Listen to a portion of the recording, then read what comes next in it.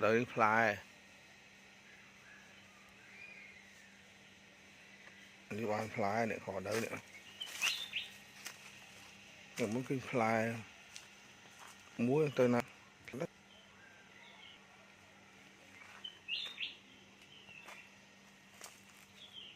cho phải lẹo nó nè nè thom o với fly con na đấy nè fly về à muối đó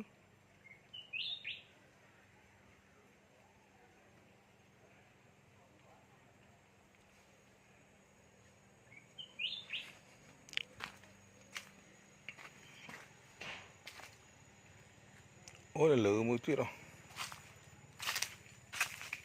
ôi trong lửa cọp nông mê xoài như thế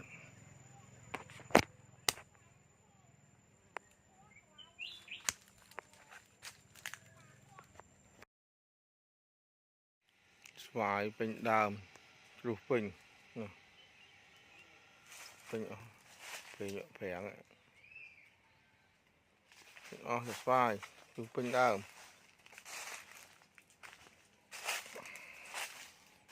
nè miền cà bình ở như này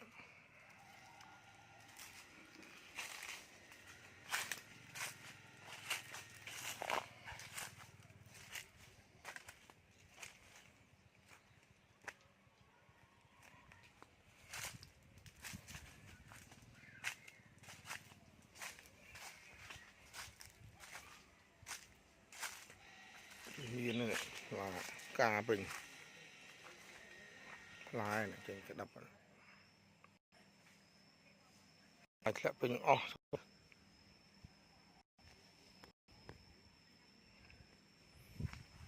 đau mà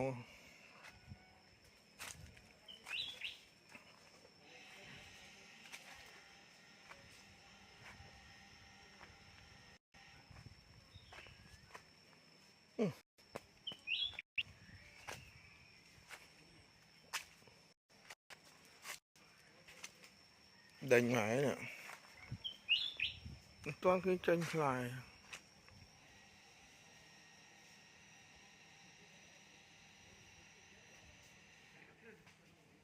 không à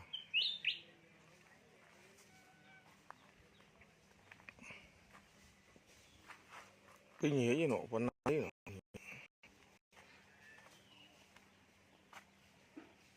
cứ năm khối khối fly năm khối fly mà cái nhía con nào này nè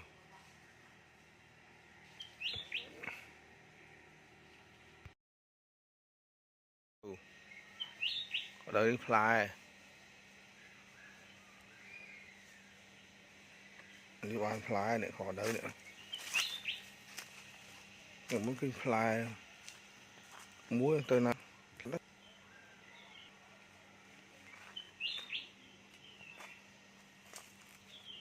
cho phải lẹo nó nè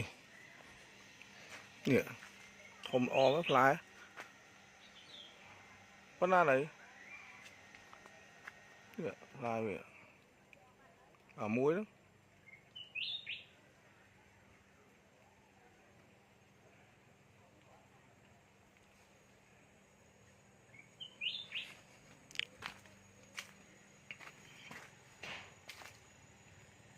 ôi là lửa muối tuyết rồi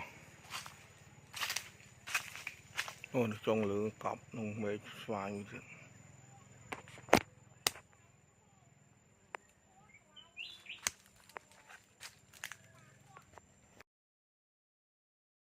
đấy nhỉ sai sai pi bể cung nè bèn gì pi bể mà pi gì chứ đừng pi cái pi bể mà phải phèn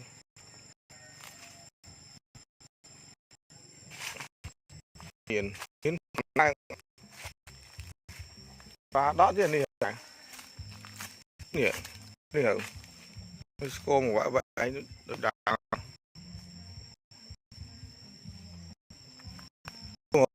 làm nó bị sụp thủng đã rất khơi đã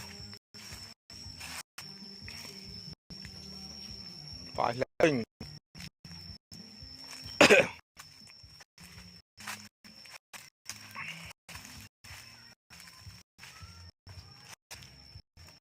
Đám đám sạch. Người chọn xử lý mai đừng nói việc này nữa. Khá đã bây giờ vẫn lại đám chê vô chê ngọ